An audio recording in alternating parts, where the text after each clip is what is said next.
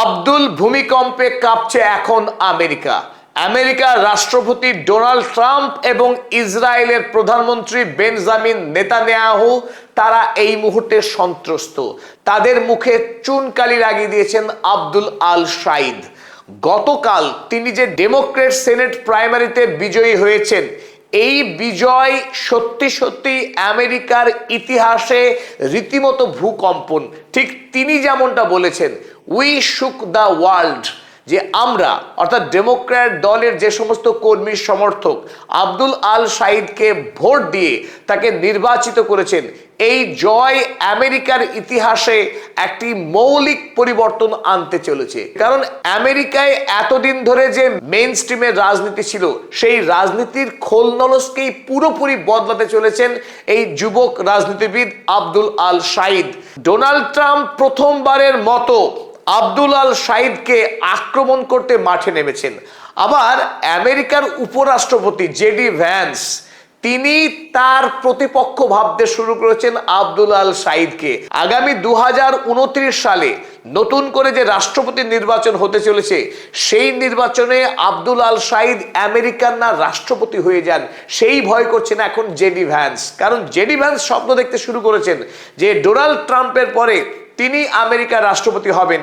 কিন্তু গতকাল আব্দুল আল সাইদ যে জনপ্রিয়তা নিয়ে তিনি জয়ী হয়েছেন, এখন রাতের ঘুম চলে গেছে জেডি ভ্যান্সের। যদিও আরো বড় বিপদ হতে পারত জেডি ভ্যান্সদের যদি জোহরান মামদানি তিনি আমেরিকায় জন্মাতেন।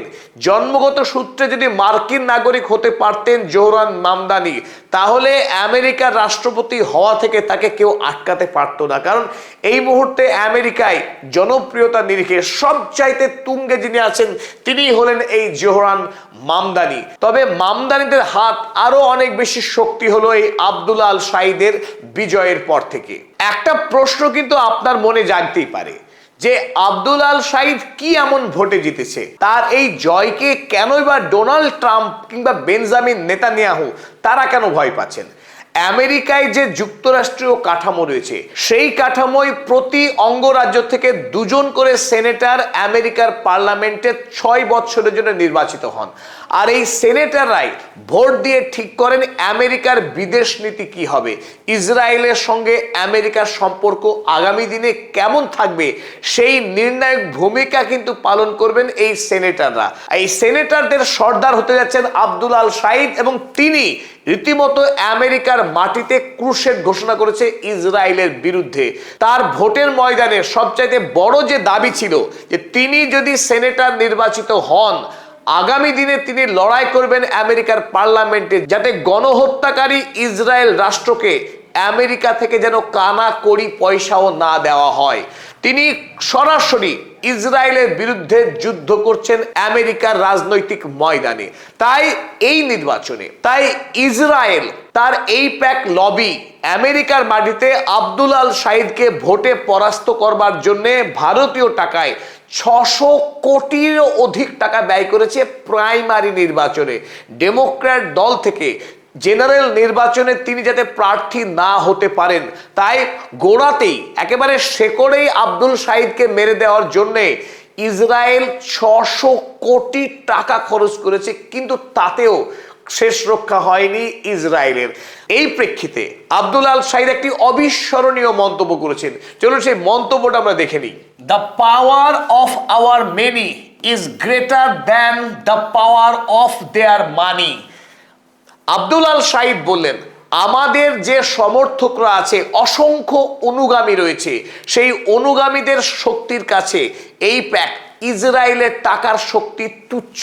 যখন হেইলি স্টিভেন্স আব্দুল আল সাইদের প্রতিপক্ষ ইসরায়েলের কাছ থেকে টাকা গুনে নিচ্ছে ভোটের ময়দানে মানুষকে বিভ্রান্ত করবার জন্য, তখন আব্দুল আল সাইদ মিশিগান স্টেটের প্রত্যেকটা প্রান্তে প্রান্তে গিয়ে সাধারণ মানুষের কাছে গিয়ে ভোট প্রচার করেছেন।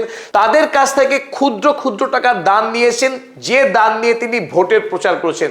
তাই একেবারে গ্রাসরুট পর্যায়ে রাজনৈতিক যে সমস্ত কর্মসূচি আব্দুল সাইদ গ্রহণ করেছিলেন, সেই কর্মসূচির কাছে কিন্তু ইসরায়েল পরাস্ত হয়েছে।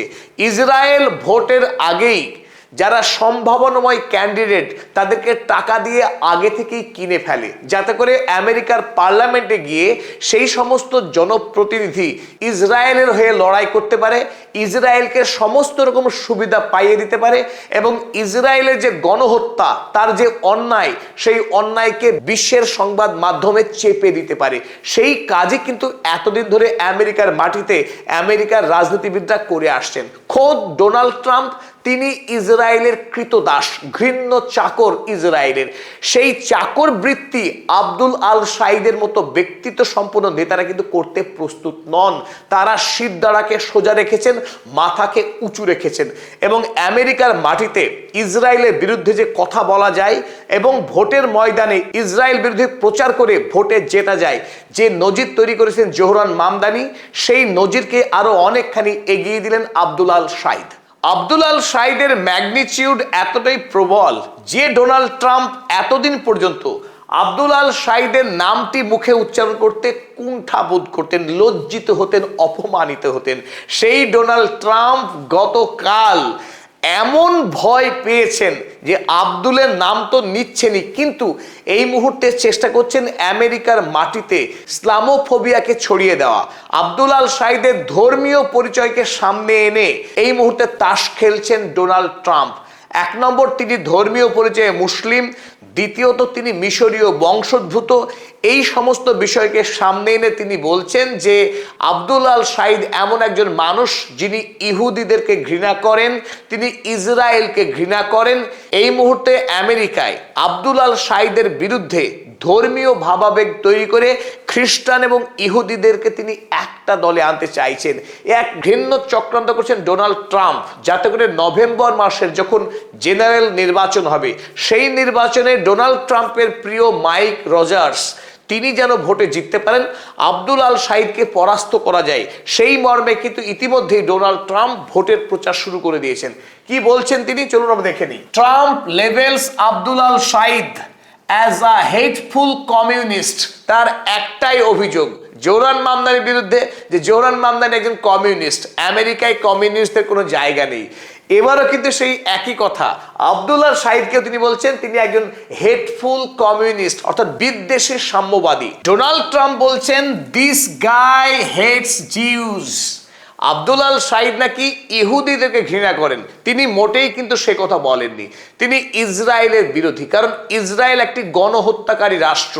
তিনি জায়নবাদকে ঘৃণা করেন এবং আমেরিকা যাতে ইসরায়েলকে অস্ত্র না দেয়, আর যে অস্ত্র নিয়ে ইসরায়েল গণহত্যা করে তার বিরুদ্ধে আব্দুল আল সাইদ। কিন্তু এটাকে সম্পূর্ণ ঘুরিয়ে দিয়ে ডোনাল্ড ট্রাম্প বলছেন যে আব্দুল আল সাইদ ইহুদিদেরকে ঘৃণা করেন।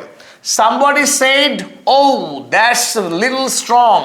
কেউ কেউ আবার বলেন যে তার ইহুদিদের প্রতি ঘৃণা একটু বেশি।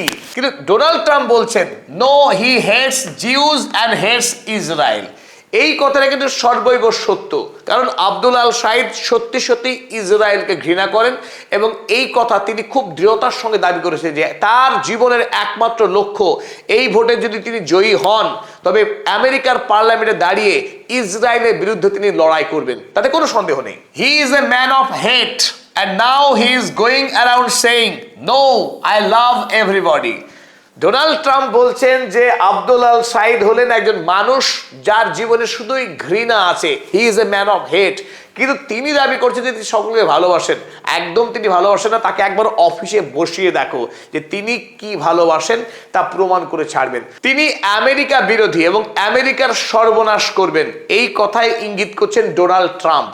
আসল কথা হলো যে তিনি রিপাবলিকান দলের শত্রু হবেন।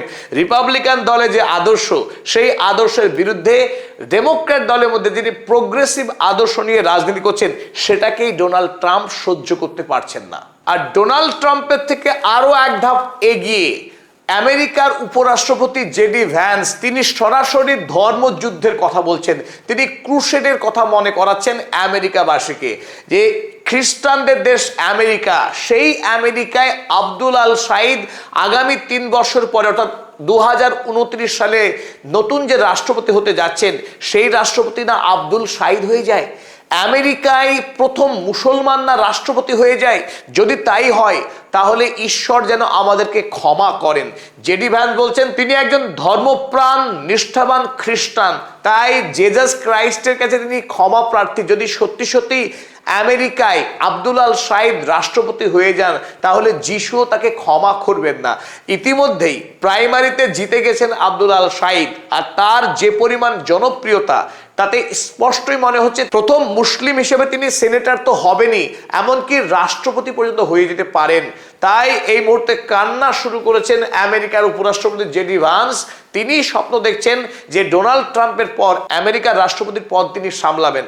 তাই এই মুহূর্তে তার নিজের শত্রু মনে করছেন আব্দুল আল শাহিদকে, ধর্মের দিক থেকে তো বটেই। ডোনাল্ড ট্রাম্প এবং জেডি ভ্যান্সের পর আরো একজনের মন্তব্য আমরা দেখব। তিনি মাইক পম্পেও। ডোনাল্ড ট্রাম্প যখন প্রথম পর্যায়ে রাষ্ট্রপতি ছিলেন তার সময়ের বিদেশমন্ত্রী মাইক পম্পেও তিনি বলছেন 10 বছর আগে আপনি ভাবতেও পারবেন না আমেরিকার মাটিতে a Hamas supporter may well be the Democrats nominee to represent Michigan in the Senate. উগ্রপন্থী হামাসকে সমর্থনকারী একজন মানুষকে আমেরিকার ডেমোক্র্যাট দল মিশিগান থেকে সেনেটে পাঠাচ্ছে। কল্পনা করা যায় কি অবস্থা হলো আমেরিকার। তিনি বলছেন the Democratic party is headed down a truly dark road. আমেরিকায় এই ডেমোক্রেটিক রাজনৈতিক দল সত্যি সত্যি একটা ভয়ঙ্কর আধারের দিকে এগিয়ে যাচ্ছে। তাই তিনি কি বলছেন, and all Americans need to wake up to this threat, যে অতি শীঘ্র আমেরিকার প্রতিটি সাধারণ মানুষকে একবার সচেতন হয়ে জেগে ওঠা উচিত কোন বিপদের পথে আমেরিকা চলেছে। যে আমেরিকায় হামাস তারা দখল করছে আমেরিকাকে। স্পষ্ট একজন ডাক্তার যিনি একজন রোড স্কলার, আমেরিকায় তিনি দীর্ঘদিন ধরে রাজনীতি করছেন মানুষের অধিকারের দাবি নিয়ে। সেই রাজনীতিবিদ, ধর্মীয় পরিচয় তিনি মুসলমান, এবং আরো বড় কথা তিনি প্যালেস্টাইনের মানুষকে ইসরায়েল যে গণহত্যা করছে সেই গণহত্যার বিরুদ্ধে সোচ্চার। তাই খোদ তাকে দেখে দেওয়া হচ্ছে তিনি একজন হামাসের সমর্থনকারী বলে। তবে একটা প্রশ্ন কিন্তু জাগতেই পারে যে আমেরিকার মানুষ তাহলে এই মুসলিম আব্দুল আল শাহিদকে কেন নির্বাচন করলো? কেনই বা তার এত জনপ্রিয়তা? গতকাল ভোটে তো অনেকেই জিতলো, কেন আব্দুল আল শাহিদকে নিয়ে এত টানাটানি হচ্ছে? তবে প্রধান যে দাবি তিনি এবার করেছিলেন যে আমেরিকার রাজনীতিতে কর্পোরেট যারা, বড় বড় কোম্পানির মালিক যারা, তারা আমেরিকার জনগণের সকল টাকা শুষে নিচ্ছে, অথচ আমেরিকার সাধারণ মানুষ তাদের চিকিৎসা পাওয়ার যে অধিকার সেখান থেকে বঞ্চিত হচ্ছে। তিনি বলেছেন Medicare for wall, money out of politics, money in your pocket. সেই দাবি যে কত সত্য তার একটা ছোট্ট উদাহরণ আমরা দেখে নিই। বর্তমান সময়ে ভারতবর্ষে প্রায় 26,000-এরও অধিক সরকারি হাসপাতাল রয়েছে। বাংলাদেশ আয়তনের দিক থেকে ক্ষুদ্র রাষ্ট্র, বাংলাদেশেও 600-রও অধিক সরকারি হাসপাতাল রয়েছে। এই বাংলাদেশের 600 সরকারি হাসপাতাল এবং ভারতবর্ষের 26,000 যে হাসপাতাল, এই সমস্ত হাসপাতালগুলিতে দেশের জনগণের উদ্দেশ্যে বিনে পয়সায় চিকিৎসা দেওয়া হয়। যতটা চিকিৎসা অ্যাভেলেবল সবটাই প্রত্যেকটি সাধারণ মানুষের জন্য নির্খরচায় চিকিৎসা দেওয়া হয়। অথচ আমেরিকায় বর্তমানে সরকারি হাসপাতাল রয়েছে 1123টি হাসপাতাল। সেই 1123টি হাসপাতালের মধ্যে একটি হাসপাতালও বিনে পয়সায় আমেরিকার মানুষকে চিকিৎসা প্রদান করে না। অর্থাৎ সে যতই গরিব হোক না কেন, তার নিজস্ব বাড়িঘর থাকুক আর না থাকুক, তার যদি কোনো অসুখ হয় আর সরকারি হাসপাতালে যদি সে চিকিৎসা পেতে চায় তাহলে তাকে ট্যাক্সের পয়সা গুনে চিকিৎসা গ্রহণ করতে হবে। ঠিক যেভাবে বেসরকারি নার্সিং হোমে চিকিৎসা নিতে গেলে পয়সা দিতে হয়, একইভাবে আমেরিকার সরকারি হাসপাতালেও দেশের মানুষকে পয়সা গুনে চিকিৎসা নিতে হয়। আমেরিকার মানুষের জন্য কত বড় দুর্ভাগ্য। পাশাপাশি আমেরিকায় কোনো একজন ছাত্র যদি বিএ পাশ করতে চায় তাকে গড়পড়তা 45 লক্ষ ভারতীয় টাকায় 45 লক্ষ টাকা খরচ করতে হয়। অথচ এই আমেরিকায় পৃথিবীর মধ্যে সব থেকে বেশি ধনী মানুষদের বাস, ইলন মাস্কদের বাস। 1% ধনী আমেরিকান, 99% আমেরিকানদের পকেট কাটছে। আর এই ব্যবস্থার বিরুদ্ধে আব্দুল আল সাইদরা যুদ্ধ ঘোষণা করেছে যে আমেরিকার প্রতিটি সাধারণ মানুষের বিনে পয়সায় চিকিৎসা পাওয়ার অধিকার আছে। আর স্বাভাবিকভাবে সাধারণ মানুষ আব্দুল আল সাইদ জোহরান মামদানিদেরকে আপন করে নিয়েছেন তাদের ধর্মীয় পরিচয়ের জন্য নয়, তাদের বাস্তব সামাজিক দাবিকে স্বীকৃতি দিয়ে। জোহরান মামদানি আব্দুল আল সাইদকে ধন্যবাদ জ্ঞাপন করেছেন তার বিজয়ের জন্য এবং তিনি বলেছেন আব্দুল আল সাইদকে মিনি মামদানি বলাটা একেবারেই ঠিক নয়। আমি নিউ ইয়র্কের মেয়র আর আব্দুল আল সাইদ মিশিগান থেকে আগামী দিনে সিনেটর নির্বাচিত হবে। তার চাইতেও যেটা বড় কথা, ডেমোক্র্যাট দলকে আমূল বদলে দেওয়ার যে কাজ, সেই কাজ আগামী দিনে আব্দুল সাইদ করবে। এতদিন ধরে ডেমোক্রেটিক এবং রিপাবলিকান যে দল, তাদের যে বিদেশ নীতি ছিল, সেই বিদেশ নীতি ছিল এক এবং অভিন্ন। কিন্তু আগামী দিনে আমেরিকায় ডেমোক্র্যাট দল হবে সাধারণ খেটে খাওয়া মানুষের দল, তাদের দাবি হবে ডেমোক্রেটিক পার্টির মূল দাবি। তাই এই কাজ আগামী দিনে আব্দুল আল সাইদ এবং জোহরান মামদানি একসাথেই করবেন, সে বিষয়ে কোনো সন্দেহ নেই। তবে পরিশেষে আরো একটি মজার খবর আপনাদের দিয়ে যায়। আমেরিকার রাজনীতিতে এক অপূর্ব এক সিস্টেম যে ডেমোক্রেটিক দল থেকেই কে আগামী দিনে জেনারেল ইলেকশনে লড়বেন সেটা ঠিক করবে ডেমোক্র্যাট দলের সাধারণ সমর্থকরা। তাই এই দলে যখন তিনজন প্রধান প্রতিদ্বন্দ্বী লড়ছিলেন ভোটে, তাই সেই ভোটে জয়ী হলেন আব্দুল আল সাইদ, দ্বিতীয় হলেন হেইলি স্টিভেন্স, তৃতীয় হলেন ম্যালোরি ম্যাকমোরো। এই দুজন যারা পরাস্ত হলেন, যিনি জয়ী হলেন আব্দুল আল সাইদ, তৎক্ষণাৎ ভোট তখনও গণনা শেষ হয়নি, তখন তৃতীয় যিনি হয়েছেন ম্যালোরি ম্যাকমোরো সরাসরি আব্দুল আল সাইদকে সমর্থন করে দিয়েছেন এবং বলেছেন ডোনাল্ড ট্রাম্প যতই চান যে আমাদের ডেমোক্রেটিক দলের মধ্যে ফাটল ধরাতে যাতে করে রিপাবলিকান দলের মাইক রোজার ভোটে জেতেন, তা কোনোভাবেই হবে না, আমরা একযোগে লড়ব। এবং পরিশেষে সব থেকে তাৎপর্যপূর্ণ, এমনকি ইসরায়েলের কাছ থেকে টাকা খেয়ে যে ডেমোক্র্যাট নেত্রী লড়ছিলেন, তিনিও এবার আব্দুল আল সাইদকে সরাসরি সমর্থন করলেন এবং জানালেন আগামী নভেম্বর মাসের ভোটে আমরা হাড্ডাহাড্ডি প্রাণপণ লড়াই করব আব্দুল আল সাইদের হয়ে, যাতে করে আমরা রিপাবলিকান দলের মনোনীত প্রার্থীকে পরাস্ত করতে পারি। এবং এই হেইলি স্টিভেন্স তিনি প্রাণ ভরা প্রশংসা করলেন আব্দুল আল সাইদের, জানালেন যে হি ইজ এ ডক্টর।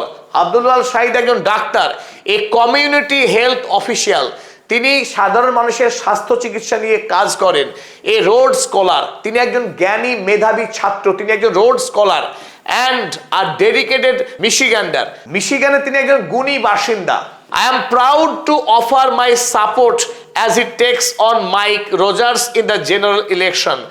আমি গর্বিত যে জেনারেল ইলেকশনে মাইক রজারের বিরুদ্ধে যখন আব্দুল লড়বেন, তাকে আমি সমর্থন করব সেই লড়াইয়ে। তা আমরা পরিশেষে একথাই বলতে পারি, আমেরিকার ইতিহাসে প্রথমবারের মতো স্টেট লেভেলে ফেডারেল সেনেটর হিসেবে মিশিগান থেকে একজন মুসলিম চিকিৎসক তিনি সত্যি সত্যি সেনেটর হতে যাচ্ছেন। প্রথমবারের মতো আমেরিকার ফেডারেল পার্লামেন্টে কোনো মুসলিম সদস্য বিজয়ী হতে চলেছেন, এটা কম বড় গর্বের ব্যাপার নয়। আমেরিকার মাটিতে পোস্ট 9/11-এর সময়ে যেভাবে ইসলামকে শত্রু বানানো হয়েছিল, ইসলামোফোবিয়াকে যেভাবে পুঁজি করে এতদিন আমেরিকার রাজনীতির ঘূর্ণাবর্ত পাক খেত, সেই আমেরিকার মাটিতেই আব্দুল আল সাইদ জনগণের অধিকারের দাবি নিয়ে রাজনীতি করতে এসে তিনি এবার বিজয়ী হতে চলেছেন।